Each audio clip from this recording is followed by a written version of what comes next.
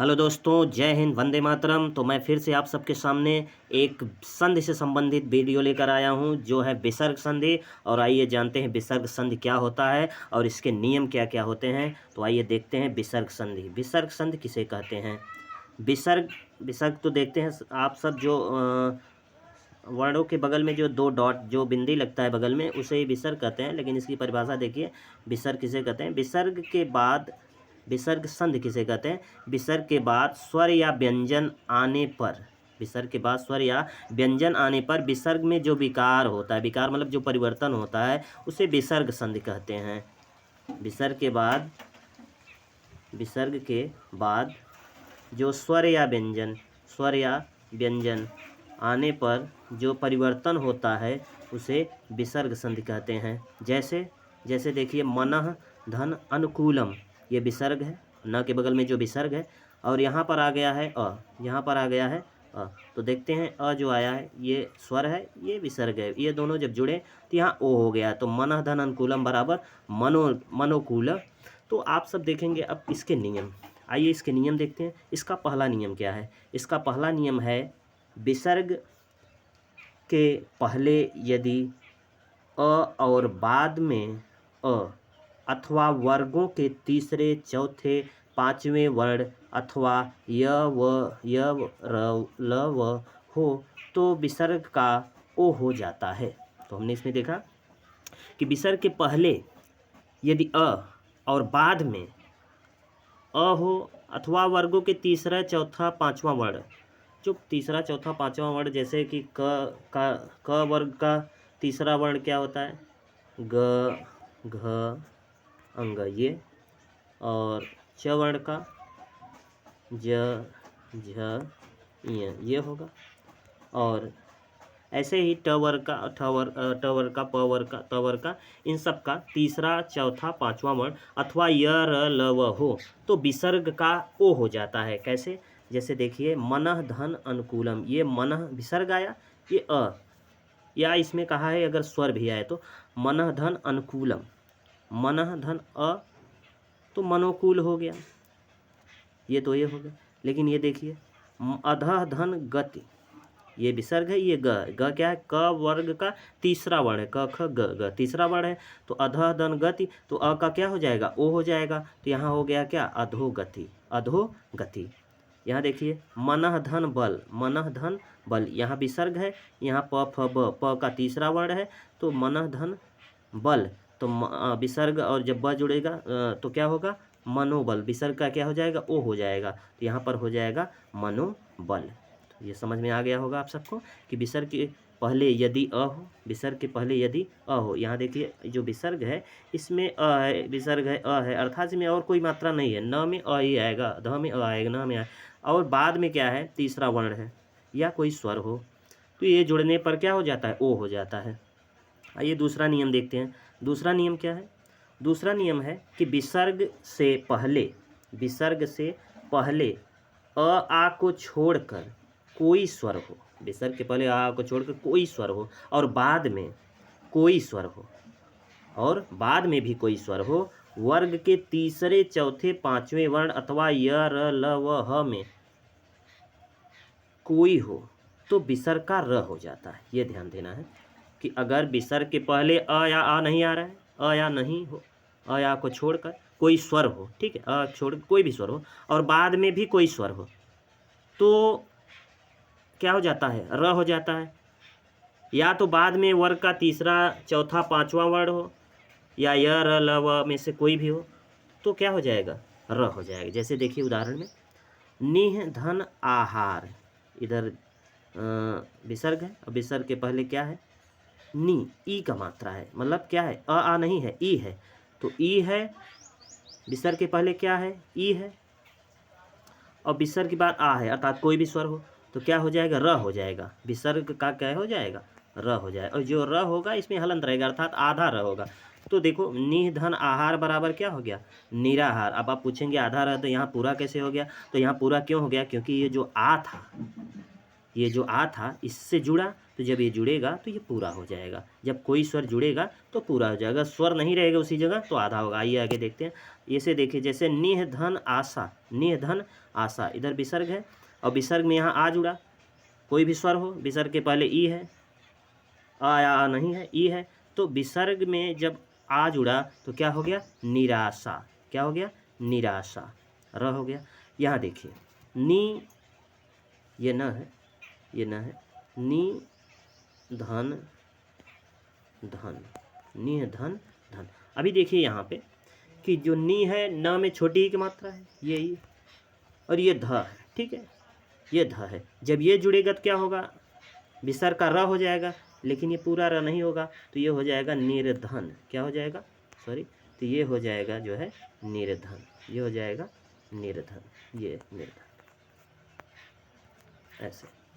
तो आपको समझ में आ गया होगा कि विसर्ग के पहले अ या न हो, आ न हो, और कोई भी स्वर हो, और विसर्ग के बाद भी कोई भी स्वर हो, या तीसरा चौथा वर्ण हो, या य र ल व हो, इसमें से कोई भी आए तो ये जब ये जुड़ते हैं तो र हो जाता है। आइए तीसरा नियम देखते हैं। तीसरा नियम क्या है, तीसरा नियम है विसर्ग से पहले कोई स्वर हो और बाद में च, छ या श हो तो विसर्ग का स हो जाता है। कैसे, एक बार फिर से देखते हैं। विसर्ग से पहले कोई स्वर हो, यहाँ विसर्ग से पहले का मतलब है जिस शब्द में लगा है उसमें जो मतलब मात्रा लगी हो उस स्वर का, उससे मतलब है। तो विसर्ग से पहले कोई स्वर हो और बाद में च, छ या श हो, बाद में च, छ या श हो तो विसर्ग का श हो जाता है, ये सलजम वाला स। तो देखते हैं उदाहरण कैसे, जैसे में देखते हैं। निह धन चल, अभी देखो ये निह विसर्ग है, विसर्ग के पहले क्या है, छोटी की मात्रा है, तो ये स्वर है, तो विसर्ग निह धन चल, ये च है, तो निह धन चल जब जुड़ेगा तो क्या हो गया, निश्चल। अभी आपने देखा च, छ या स हो, ये तीनों जब होंगे तो क्या होगा, यही स होगा। जब जुड़ेंगे तो क्या होगा, स होगा। तो यहाँ हो गया निह धन चल बराबर निश्चल। यहाँ देखिए निह धन छल, यहाँ छ है, तो निह धन छल बराबर निश्चल।